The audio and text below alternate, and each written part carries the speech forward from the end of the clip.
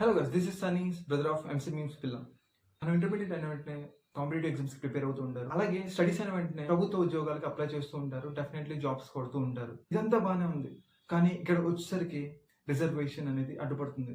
అందరూ మెరిట్స్ కి మాత్రం రావట్లేదు, కొందరికి మాత్రమే వస్తుంది. నేను ఇక్కడ క్యాస్ట్లు తీసుకొని రావట్లేదు, కానీ రిజర్వేషన్ మొత్తం క్యాస్ట్ మీద డిపెండ్ అయి ఉంది అండ్ ప్రాంతాల వారి డివైడ్ అయి ఉంది.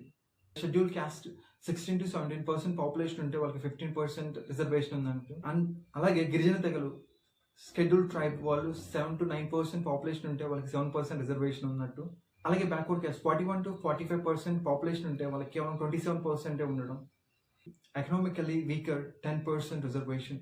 అసలు ఈ రిజర్వేషన్ ఎందుకు? రిజర్వేషన్ వల్ల నిజంగానే పేదరికం నిర్మూలించగలమా? అట్లీస్ట్ ఓబీసీ వాళ్ళకి 27% రిజర్వేషన్ ఉంది, బట్ ఇక్కడ ఓపెన్ కేటగిరీకి వచ్చేసరికి అసలు రిజర్వేషన్ అనేది లేదు.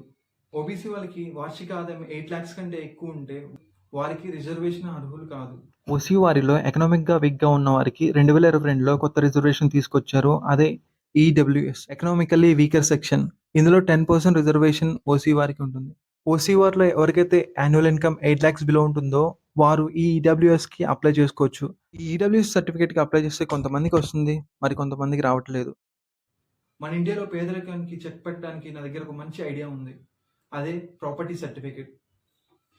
ప్రాపర్టీ సర్టిఫికేట్ అనేది ప్రతి ఇండియన్కి కల్పించే ప్రాపర్టీ సర్టిఫికేట్ అంటే వారికి వచ్చే నెలసరి ఆదాయం, ఉన్న ఆస్తులు అంతస్తులు, వారికి ఉన్న ప్రభుత్వ లేదా ప్రైవేట్ ఉద్యోగాలు లేదా బిజినెస్లు, వారి యొక్క భూములు మరియు వ్యవసాయ భూములు, ఇలా ప్రతి ఒక్కటి ప్రాపర్టీ సర్టిఫికేట్లో మెన్షన్ చేసి ఉండాలి.